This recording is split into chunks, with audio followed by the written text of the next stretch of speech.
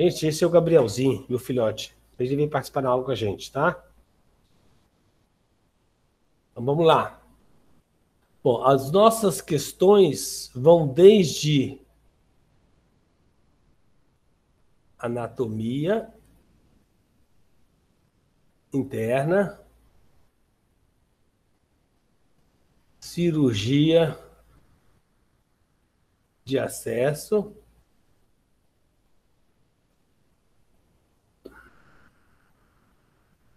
nós já falamos de preparo, entrada dos canais, que é a mesma coisa de preparo cervical e médio, né? E a última aula nós falamos de arsenal. Arsenal endodôntico. Certo?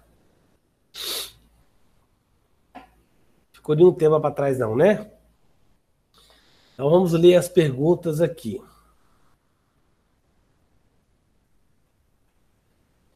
A primeira pergunta foi da aluna Amanda Melissa.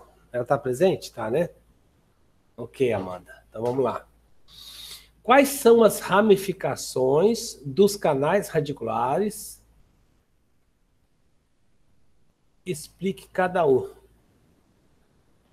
Quando a gente falou de ramificações, a gente lembra que o quê? Que o canal não é mais, a gente não tem mais que ter aquela ideia de que o canal é aquele ponto, né? Anatômico, que o canal... Então, quando a gente falou sobre as ramificações, então nós vamos ter um canal principal. Esse canal principal vai ser feito a instrumentação químico-mecânica, certo? Nós vamos conseguir fazer nele a instrumentação instrumentação instrumental e a limpeza química também, que é feita com hipoclorito, endo-PTC e a lavagem final com o EDTA. Só um minutinho aqui. Deixa eu só tirar esse trem aqui atrás, tá feio, mas...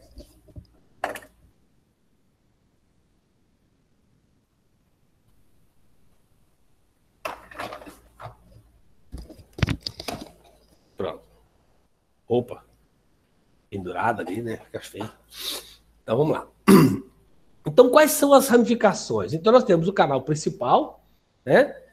E nós temos aquelas ramificações que são chamadas de canal colateral, canal recorrente, aquele que sai e volta, certo? Então, vamos lá. Vamos ver aqui, então.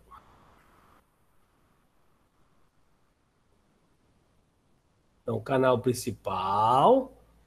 O recorrente é aquele que sai do principal e volta. O lateral é aquele que sai do principal e vai até o periodonto, né?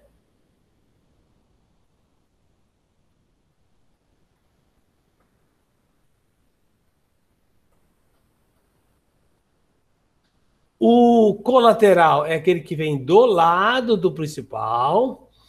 O secundário é aquele que sai do principal e vai até o periodonto, mas só que é no ápice, certo? E tem o acessório que sai do secundário e vai até o ligamento periodontal. Nós falamos que tem alguns deles que tem o problema de levar a contaminação do ligamento até a polpa, certo? E vice-versa. Ou seja, ele pode fazer a contaminação, se está contaminada a polpa, levar a contaminação ao periodonto. No caso, eu vou ter uma lesão endoperiodontal. Se está infeccionado o periodonto e leva até a polpa, perioendo. Lesão perioendo, tá? Então, temos esse também aqui no meio, aqui, ó, que chama canal cavo interradicular, tá? Que fica bem na região de Fuca, responsável pela lesão de Fuca. Temos as terminações aqui do ápice, que podem ser reticulares ou podem ser em forma de delta apical, certo? Tudo bem? Qualquer dúvida, vão falando. Como que é a explicação, como é a inclinação dos dentes nos dois arcos? Bom, Então, nós temos dentes superiores, tá? Onde eu vou ter inclinação sentido vestíbulo palatino, tá? No sentido vestíbulo palatino. Todas as milhas raízes estão inclinadas sempre para palatino. Central, lateral, canino, primeiro pré, segundo pré, primeiro molar, segundo molar, terceiro molar. Então, todos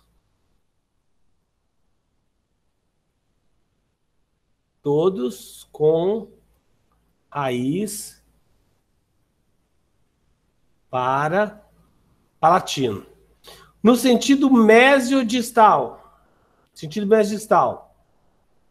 Então, eu vou colocar aqui só um lado, depois vocês conferem o outro, tá? O 11, que é o central, o 12, o 13, o 14, o 15, o 16, eu vou colocar entre parênteses, o 17 e o 18 são as exceções. Então, o 17 e 18, raiz para mesial. O 16 eu considero reto, tá? E todos os outros, raiz para distal. E por que que o 17 e o 18 ele inverte? A raiz que era para distal passa a ser para mesial. O que é que está relacionado com isso?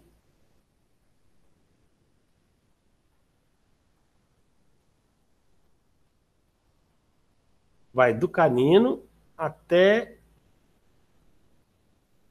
segundo pré.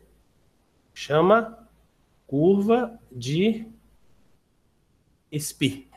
Ok? Lembraram? Tudo bem? Nos dentes inferiores. Vamos lá agora os inferiores. Inferiores. No sentido vestíbulo palatino. Então, no sentido vestíbulo palatino. O 31, lógico, 41 também, tá? 31, 32, raiz para lingual. Aí vem 33, raiz reta. Aí vem 34, 35, 36, 37 e 38, raiz para distal. Correto? Isso é favorecido devido à curva de Wilson. Nossa, o Wzinho saiu engasgado aqui, né? Curva de Wilson. Correto? Tudo bem, gente?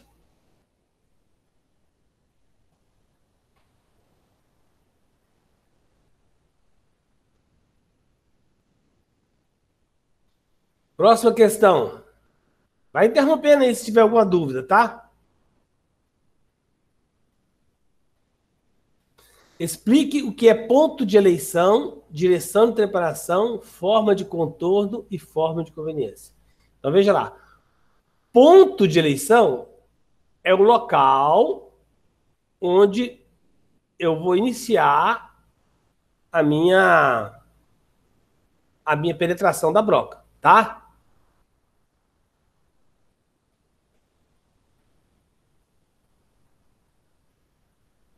Então tá aqui. O primeiro deles é ponto de eleição. Acho que eu tenho como mudar cor. Aqui. Ponto de eleição é o ponto onde eu vou iniciar na broca. Por exemplo, no caso dos dentes anteriores, o ponto de eleição... Alô, Gabriel. O ponto de eleição vai ser na face palatina, tá? Próximo ao cíngulo. Direção de trepanação. A direção de trepanação é o ângulo que eu coloco na broca para ela poder penetrar. No caso de dentes anteriores, nós temos duas direções de trepanação. Inicia perpendicular e depois ao longo eixo do dente. A hora de mudar é o quê? Até ele inicia perpendicular, até a metade da distância vestíbulo palatino, vestíbulo lingual, palatino, né? Até a metade da distância vestíbulo palatino e depois perpendicular ao longo eixo, paralelo ao longo eixo do dente, tá? Desculpa. Forma de contorno. O que seria a forma de contorno? A forma de contorno é dada quando eu removo todo o meu teto da câmara pulpar. Então, removi o teto da câmara pulpar, eu vou olhar de cima e vou ver a forma. Se ela é triangular, quadrangular, ovalado, enfim, tá? E a forma de conveniência é dado pelo qualquer alteração que eu fizer na minha forma de contorno, eu vou transformar ela numa forma de conveniência. E por que é necessário, às vezes, eu dar a forma de conveniência a um dente? É necessário porque quando eu colocar a lima, é preciso que a minha lima entre no canal livre, leve, solta. Ela tem que entrar sem tocar nas paredes. Se ela estiver tocando em algum pontinho, eu vou lá e tenho que fazer um desgaste. Tá bom? Ok? Então, A1 está certa, A2 está certa, A3 está certo. 4. Qual a diferença quando se trata um canal bio ou um canal necro? É muito simples. Vamos supor que no seu quarto, lá da sua casa, esteja chovendo bastante, mês de janeiro, fevereiro, que chove muito, né? Dezembro. E a parede está mofada. Aí você chama um pedreiro lá, ou um pintor para pintar. Esse pintor ele vai passar tinta, vai passar uma lixa. Como a parede está mofada, ele vai passar uma lixa muitas vezes.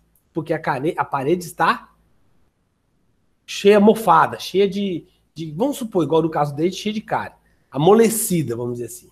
Tá? Dentes com necrose é a mesma coisa. É como se a parede tivesse mofada. Eu preciso de limar muito mais vezes.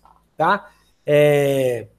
Dentes com bio é como se a parede tivesse apenas arranhando. Ah, tá cheio de buraco, batendo uns pregos ali de vez em quando, um quadro.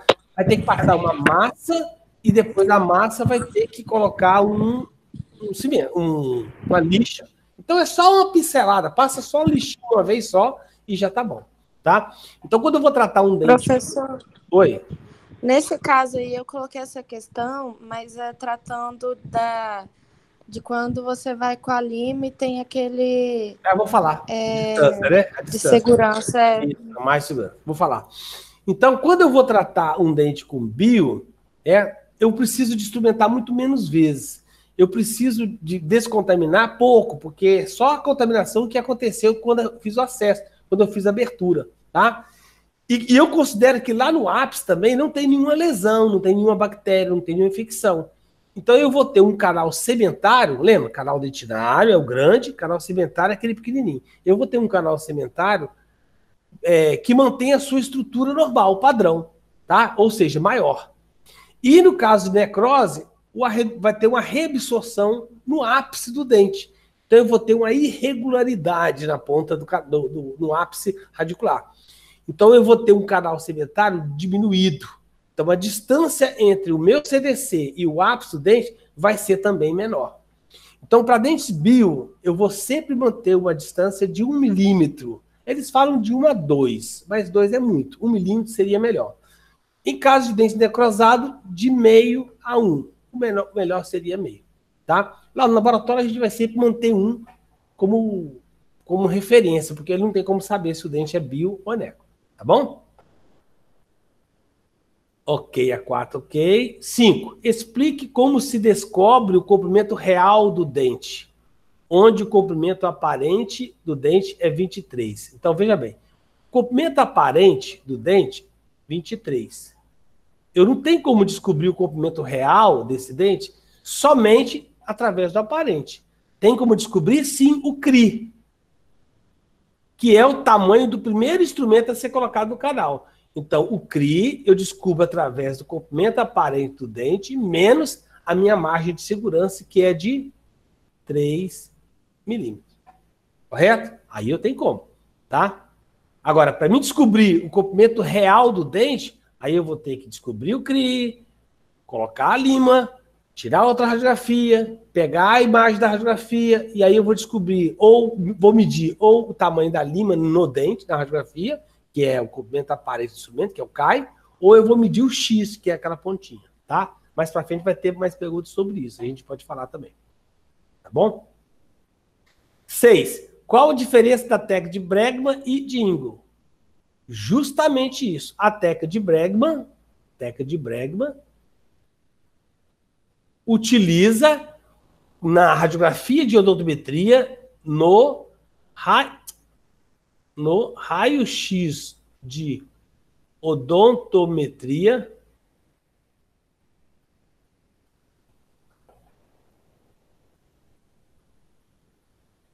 o que eu fiz aqui? Excuse, deixa eu voltar aqui que eu apertei alguma coisa. Tá. Então, ó, no raio-x de odontometria, eu vou medir, eu vou pegar como referência, a minha referência será o comprimento aparente do instrumento. Eu vou chamar de CAI. E na técnica de Ingold, o meu raio-x de odontometria, a minha referência vai ser o X. O que é X? A distância da ponta do instrumento até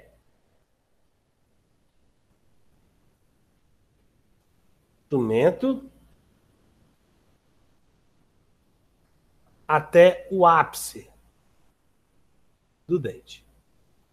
Eu chamo de X. Certo? Basicamente, a diferença é essa. Quais os tamanhos das limas? O que é taper e qual a utilização das mesmas? Então, vamos lá. Qual o tamanho das limas? Eu tenho 3 tamanhos de lima. Eu tenho lima de 21. Alguém chegando atrasado aí, né? Então, eu tenho limas de 21 milímetros. Eu tenho limas de 25 milímetros. E tenho lima de 31 milímetros. Limas. Quando é que eu vou indicar o uso da lima de 21? Dentes de até 21 milímetros. Ou seja, dente com 15, 16, 17, 18, 19, 20 e 21. Considerando que quando eu vou usar um dente, uma lima dessa, nem um dente de 21 milímetros, é preciso remover aquela borrachinha, o stopzinho, tá? Porque com o stop ela já vai diminuir, não vai ser mais 21. Quando eu vou usar uma lima de 25 milímetros? Para dentes que apresentam tamanhos maiores que 21 milímetros, certo? Até 30 milímetros. Então, 22, 23, 24, 25, 26, 27, 28. Quer dizer, 28 não. Até 25, né? Então, 22, 23, 24, 25. Até 25. Sendo que com 25 eu vou ter que remover a borrachinha. E quando é que eu vou usar dentes, limas de 31 milímetros? Dentes acima de 25, 26, 27 e aí até o final, tá bom? Então eu tenho limas de 3 tamanhos e tenho limas, esses 3 tamanhos, nós vamos usar, nós compramos aqui as tipo K, as tipo F e as tipo H. K de tipo Care, Flexify, tá? E a Redstone. Só essas 3 que vocês vão trabalhar, tá bom? O que é taper? Então, veja bem. Taper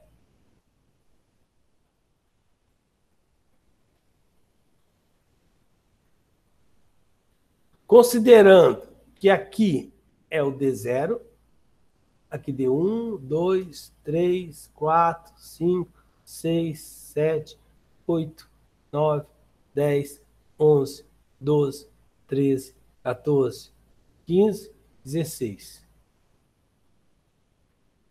Então, considerando que essa é a parte ativa de uma lima, D0 até D16, eu tenho 16 milímetros, né? Cada pedacinho desse é 1 milímetro, tem 16 milímetros.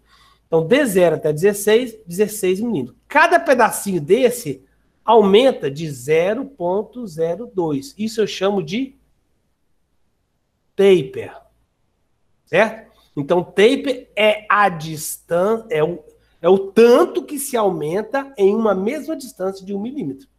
Então, cada pedacinho desse aqui aumenta 0,2, aqui mais 0,02, aqui mais 0,02, aqui mais 0,02. No total, daqui até aqui, eu vou aumentar 16 milímetros. Então, vai ser 16 vezes 0,02, que vai dar 0,32 milímetros. Então, se eu quiser saber quanto que é o D16 de qualquer lima, basta eu somar a ponta dela, por exemplo, lima 40. Quanto que é o D16 da lima 40? A lima 40 termina em, começa em 0,40. Então, se é o D16, eu já sei que é 0,32. Então é só colocar 0,32 mais 0,40, que vai dar 0,72. Pessoal, de onde você tirou esse 0,32? Eu não estou falando D16.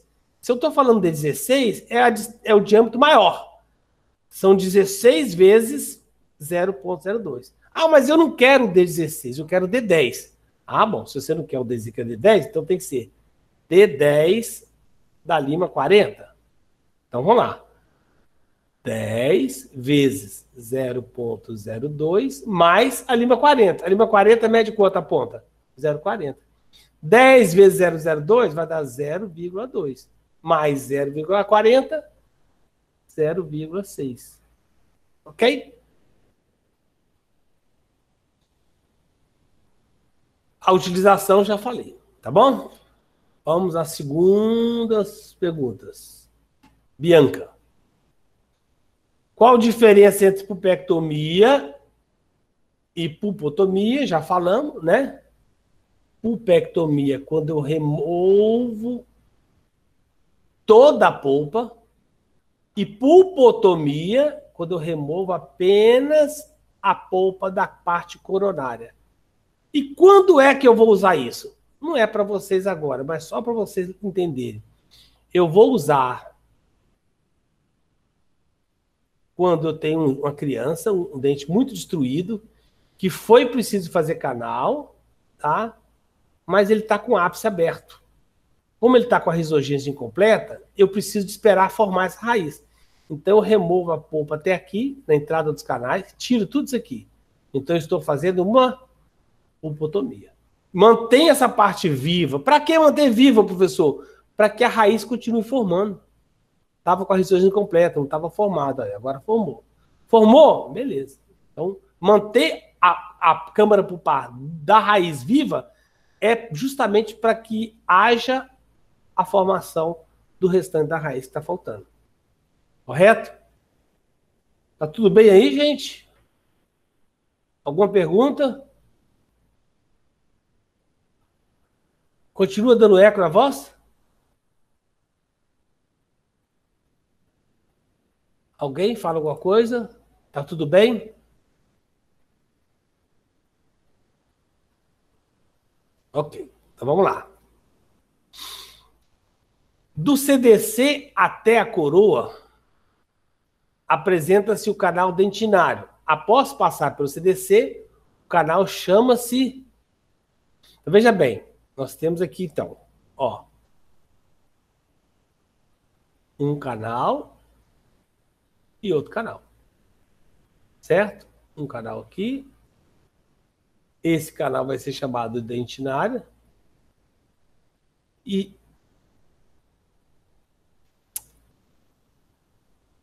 ixi, eu regulei a caneta aqui, tá sensível demais.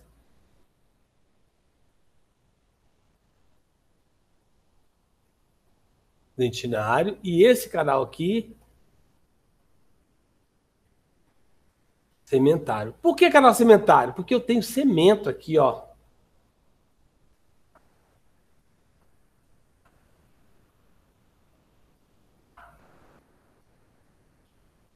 Ó, isso aqui, ó, em volta do dente é semento, ó. Era para estar grudadinho aqui, tá, gente? Repara, não. Então, se eu tenho semento, aqui é canal sementário. Aqui, se é dentina, eu tenho canal dentinário. O encontro dos dois, eu vou ter o meu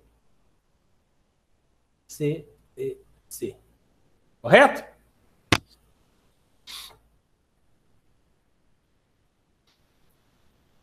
O preparo da endo é aqui mesmo, né? O preparo da endo é.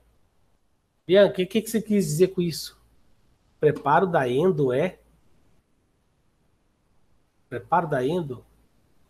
Não entendi. Deve ser, o que você está falando deve ser, preparo é cônico, sentido apical. Cônico, sentido apical. Ou, você deve estar falando, o preparo é sempre coroa ápice. Ou seja, caudal. Tá? Preparo caudal. Deve ser isso. Como faço a entrada de acesso dos canais anteriores? Entrada de acesso dos canais anteriores. Inicia perpendicular. Já falamos isso. A face palatina. Certo? E isso até onde? Até a metade da distância vestíbulo-palatina. Depois, vou com a broca ao longo eixo do dente. Correto?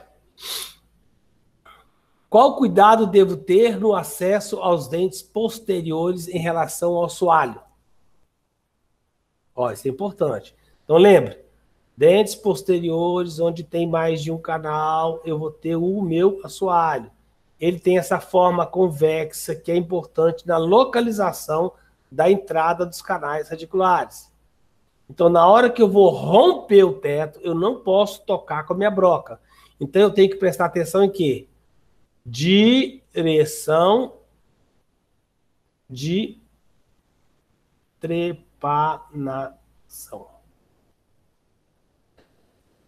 Correto? Direção de trepanação. Então, após romper o teto, olhar a minha direção de trepanação e mudar a broca para uma broca do tipo Endo-Z. O que ela tem de importante? Uma esfera de tungstênio na ponta. E o que essa esfera de tungstênio na ponta faz?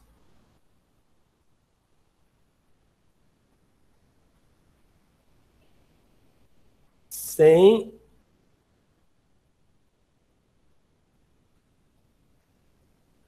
corte.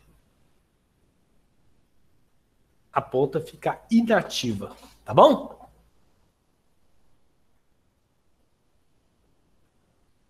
Próximo. Tudo bem até aí? Vamos mais rápido, né? Que eu tenho uma reunião 8 horas. Cite quais são os fatores... Agora, Rafaela. Cite quais são os fatores que alteram as cavidades pulpares. Bom, nós já falamos sobre isso e vamos então revisar rapidinho. Então, vamos lá. Dentina secundária, terciária. O que mais? Risogênese.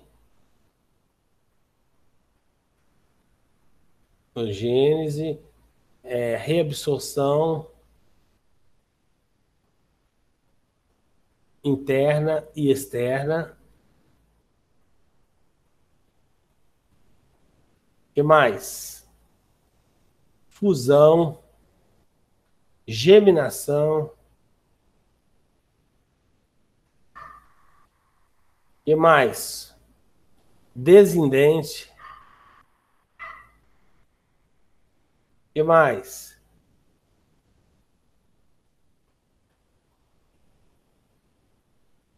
Muita coisa, mas sei lá, vai virando aí, depois vocês vão lembrando o resto. Quais os objetivos do uso das brocas no preparo do terço cervical? A grande? A grossa? Lá no quarteto.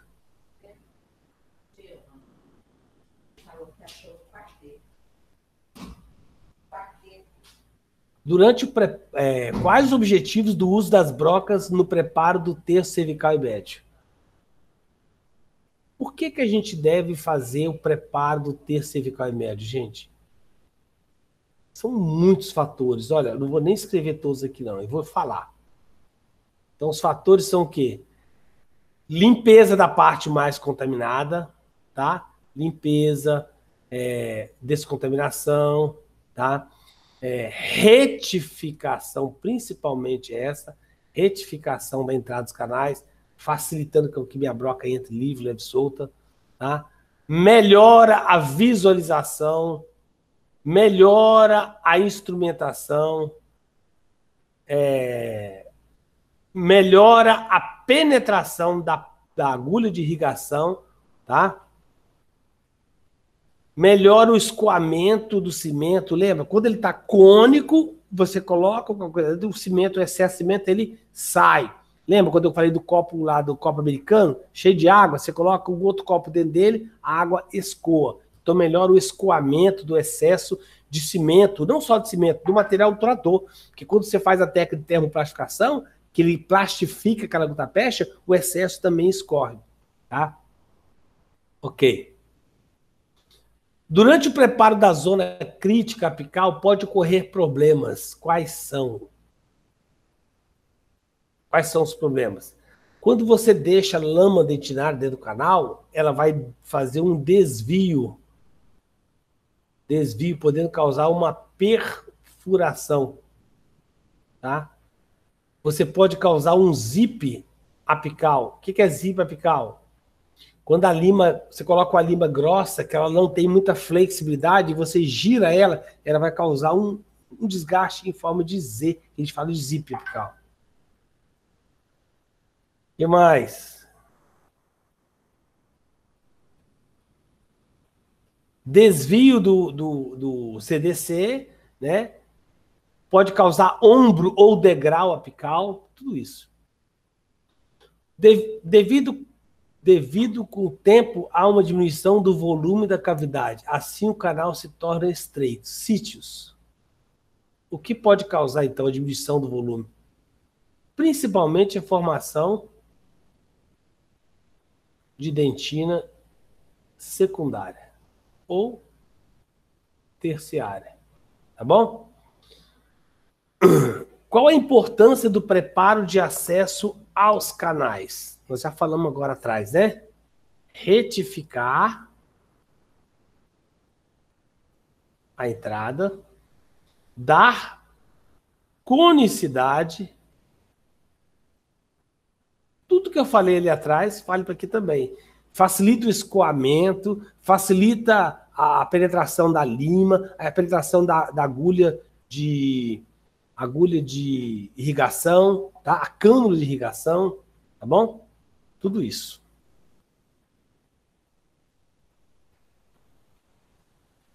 Qual a diferença do pectobotomia? Já falei, do CDC até... Acho que está repetido esse aqui. A Bianca, já falei. Guilherme. O Guilherme, você é covarde, é o tamanho das perguntas dele. Bom, cara. Então vamos lá. De acordo com o conteúdo passado e as explicações realizadas em sala de aula, cite as principais estruturas anatômicas externas e internas de um dente e sua raiz, que um cirurgião dentista deve saber para a realização de um canal no ramo da especialização da endodontia. Após, cite algumas células que estão presentes nessa estrutura. Caramba, sei não. É isso, Gui? Judiando de mim. Quais são as principais estruturas anatômicas externas e internas de um dente? Bom, se é o que eu estou entendendo, é polpa, dentina, cemento, ligamento periodontal. Não sei se é isso, Gui, que você viu. Acho que eu vou colocar essas 5 questões do Guilherme na prova. Tá? Gostei dessa, está bem elaborada a pergunta. Você tirou do ENAD, Guilherme? Externas e internas. De um dente e sua raiz que um cirurgião dentista deve saber para a realização de um canal. Precisa saber se o dente, a polpa está trésica, se a polpa está ampla, se o canal está com risogênese completa, forame, né? Risogênese incompleta, então a idade do paciente, se é jovem, se é novo. Precisa saber se o dente está escurecido, se tem reabsorção apical. Todos esses são fatores que a gente precisa de conhecer antes de iniciar o tratamento endodôntico. Tá bom?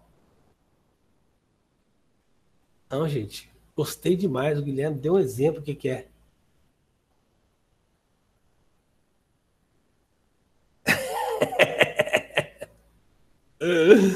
Ai, Gui. Vamos lá. Foi isso aí, Gui, que você pesquisou? Acertei as questões? Então, cite algumas delas que estão presentes nessas estruturas. Segundo, um canal radicular compreende uma série de ramificações, além da câmara pulpar e o canal principal. Quais são as ramificações dos canais radiculares que o cirurgião dentista deverá saber quando for realizar um tratamento endodôntico? Na verdade, Gui, todos são importantes, tá? A gente tem, mesmo que a gente não encontre, não veja, a gente tem que saber que eles podem existir.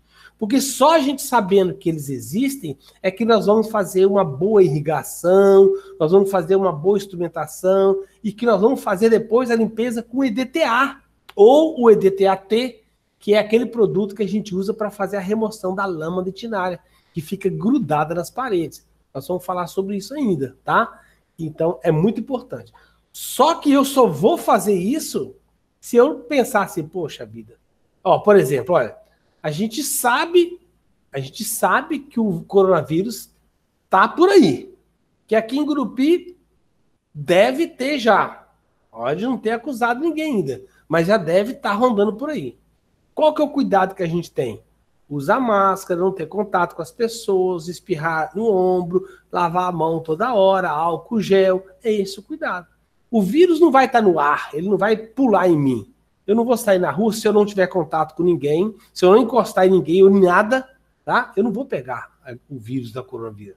É a mesma coisa. Mas eu sei que ele pode estar por aí, em algum lugar. Pode estar no balcão, no supermercado, preso em algum tomate que eu vou colher. Eu cheguei em casa, tenho que lavar. São os cuidados que a gente tem que ter. Em relação ao dente, a mesma coisa, tá? Se eu pensar e imaginar que pode ter um canal radicular, que pode ter um cabo interradicular, que pode ter um recorrente, que pode ter um acessório, um secundário, um lateral, um colateral, um recorrente. Se eu imaginar isso, eu falo assim, não, eu vou ter que passar bem a lima para limpar bem esse canal, irrigar bastante, tirar, aspirar a lama dentinária, tirar a descontaminação. Às vezes, se tiver lesão, colocar medicação para ter certeza que eu vou matar e que eu vou limpar direitinho. Tá bom? Terceiro, em um tratamento endodôntico, o cirurgião dentista deve levar em consideração fatores que alteram as cavidades pulpares de cada indivíduo. Esses fatores podem estar relacionados à idade, estilos e hábitos de vida, assim como também traumas fisiológicos, etiológicos, e em consequência de traumas ocasionados do meio externo. Que fatores seriam esses enuméricos? Eu vou falar uma coisa que pode ser engraçado, que hoje em dia quase não existe. Mas antigamente, a mulher que fazia cabelo das madame, ela botava aqueles grampos, cheio de grampo na boca. Senhor. Aí pegava aquele grampo, aí pegava outro grampo e ela no cabelo. Então, ó, pessoa que usava grampo na boca, o hábito de ficar mordendo caneta, tudo isso é anormal para a nossa oclusão. É como se fosse agressão para o nosso dente. E isso provoca a formação de dentina secundária. A própria idade, pessoa que trabalha em mina, o ar dessas pessoas, que essa pessoa respira, tá cheio de pozinho de minério. Então, ele, ao ranger os dentes, ele vai ter mais atrito. Pessoa com muito farinha de pulpa vai ter muito atrito, vai formar mais dentina secundária do que o normal. Certo? Então, existe uma formação fisiológica e existe uma formação além do fisiológico, que a gente considera patológico. Tá bom?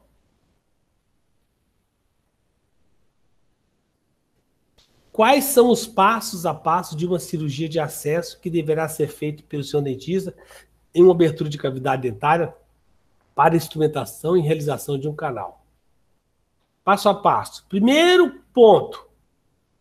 Ponto de eleição. Segundo ponto. Eu já sei meu ponto de eleição e vou fazer uma pré-cavidade, que você já sabe para que serve pré-cavidade, né? Para dar mais destreza na hora de perfurar, na hora de romper o teto. Depois, trepanação. Trepanação.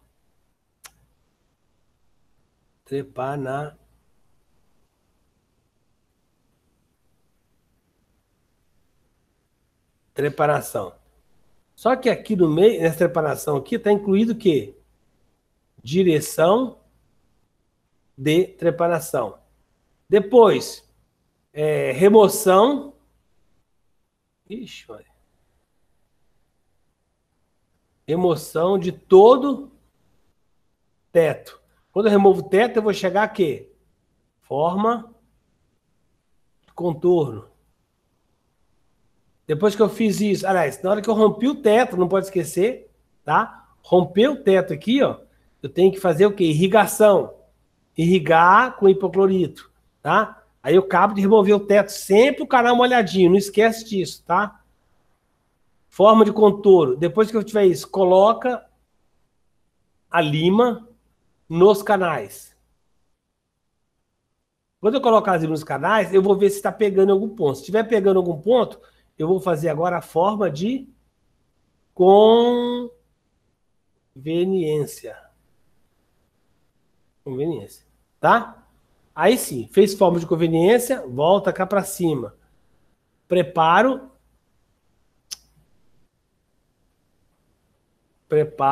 de acesso aos canais. Preparo de acesso aos canais, eu já faço retificação, preparo de terceiro médio, mesma coisa. Próximo passo, odontometria. Fiz odontometria, próximo passo, instrumentação.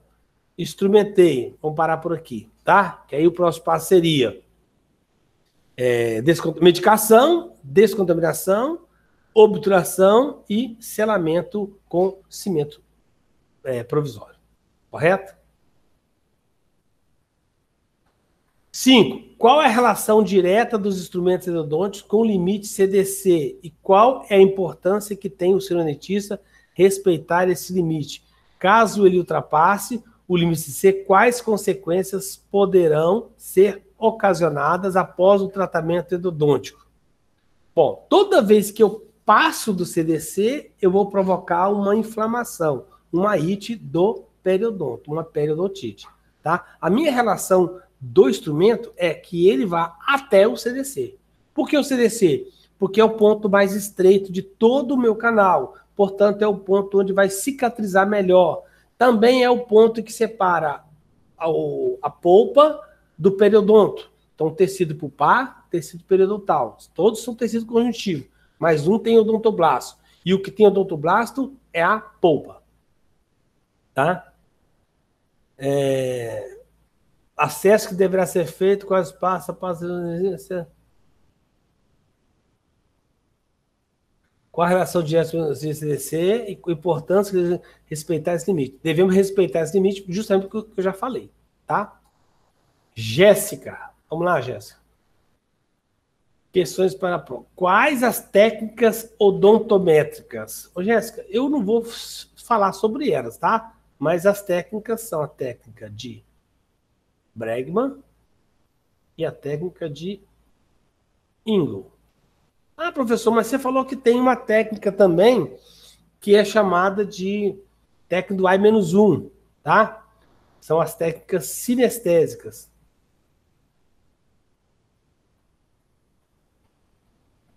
Tá, as técnicas sinestésicas, aí tem as radiográficas, que usam a raio-x, tá? Que pode ser também digital, tá? Ou analógica, tá? Ou digital. E depois tem a eletrônica. É aquela que usa o aparelho chamado localizador apical, que é eletrônico, tá bom?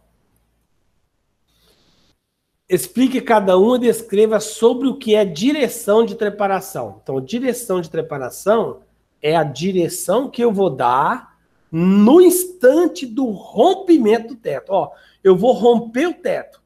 Eu posso descer com a minha broca reta, eu posso descer com ela para trás, para um lado, para o outro. É qual a direção? Aquela direção que vai favorecer a não tocar nas paredes. Tá bom? Já basta isso, não tem que entrar em detalhe, não. Na prova tem. Próxima pergunta. Já foi. De novo, Gui. Diferencie dentina primária e dentina terciária. Bom, gente.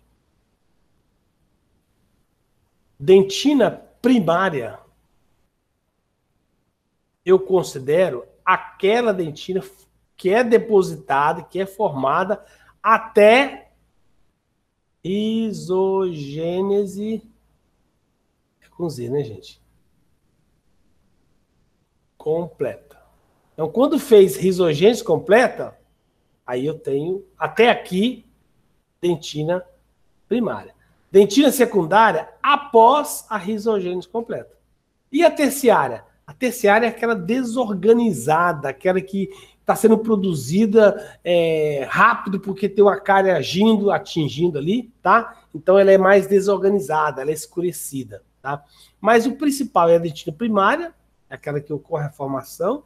A dentina secundária é a formada após a risogênese completa. Ela também é boa, ela também é formada normal, em condições fisiológicas, né? Ou seja, uma conversa normal, um desgaste normal, ela é formada. E agora, quando ela é provocada por pessoas que têm range os dentes, que mordem, como falei, de pulba, que morde palito, e não sei o quê, aí já passa a ser uma dentina desorganizada. A característica dela é diferente, ela é mais amolecida. Definição de CDC, já falamos, não vou repetir. Passo a passo de uma cirurgia de acesso em dentes anteriores, já falamos, também não vou repetir. Tá?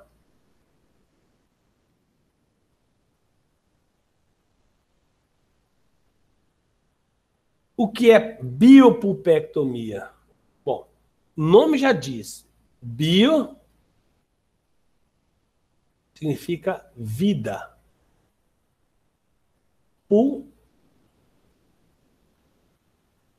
Pulpectomia é remoção da polpa. Então, antigamente falava biopulpectomia e também se usava essa expressão, ó, necropulpectomia. Eu não gosto dessa palavra, necropulpectomia, porque se está necrosado, não tem mais polpa. Então, hoje em dia, ficou em desuso. Ao invés de necropulpectomia, a gente costuma falar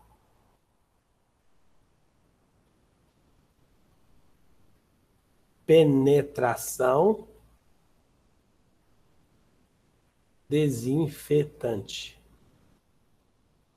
O que é penetração desinfetante? É quando eu coloco um material desinfetante, no caso do hipoclorito, e removo toda a sujidade, toda a polpa necrosada. Na verdade, não é polpa, os restos necróticos. Tá? Então, quando está necrosado, eu não tenho polpa. Então, tem restos necróticos. Então, penetração desinfetante é a ação de remover os restos necróticos. E pulpectomia é a ação de remover a polpa. Ela pode ser inteira, quando você remove ela com a lima Redson cortada a pontinha. você faz a extirpação do nervo. Isso eu só consigo fazer isso em dentes com risogênese completa, jovens, tá? Ou então removo ela também em pedaços, raspando a lima hertz da parede, espremendo ela na parede e vai saindo os pedacinhos dela, tá? Quando acidentalmente isso... Nossa senhora, que isso, Bianca? Isso. Ah, não, desculpa, eu entendi. Eu estava entendendo outra coisa. Entupo, do verbo entupir o forame, qual procedimento devo realizar? Pá. Patê.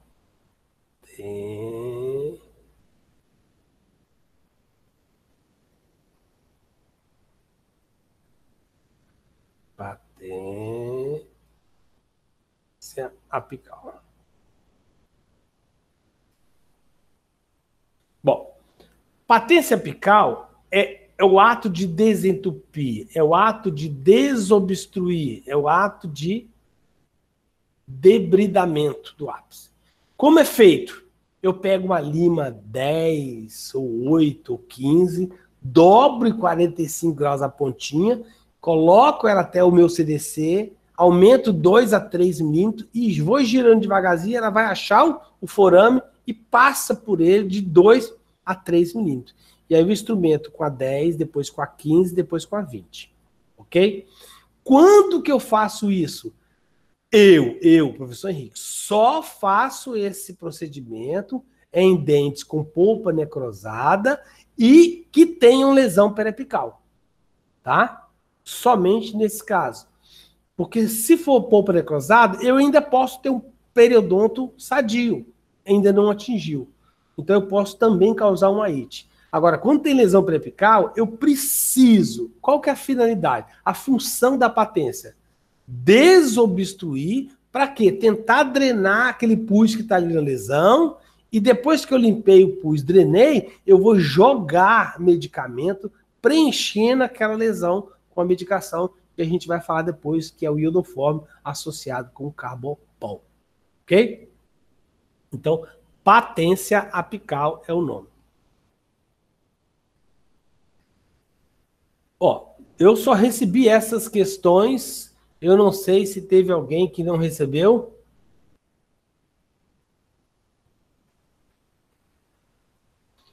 Professor, Natália, eu mandei no seu e-mail. Só que, pelo que eu vi aqui, todas foram, né, discursivas e tal. Eu mandei tudo de múltipla escolha. Então, em todo caso, ficou errado. Não é que ficou errado. Eu realmente não vi, então. Mas eu falei os termos aqui. Se você quiser perguntar alguma que eu não falei, pode perguntar. Eu vou olhar aqui umas questões que eu tinha elaborado aqui. Pode olhar aí, não tem importância não. Fala só o título, a gente discute elas. Natália, que você... tá no outro e-mail aqui. Eu tô com o e-mail da faculdade. Deixa eu achar aqui.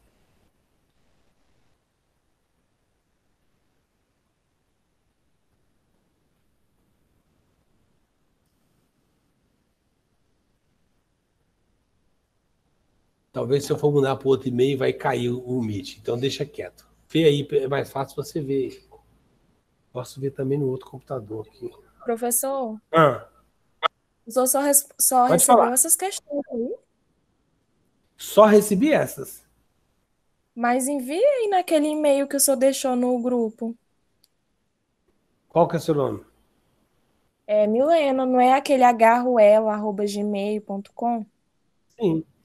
Milena, deixa eu procurar aqui. Milena. Não, eu recebi da Milena, sim. Eu lembro. Não, mas eu não falei não desse aí?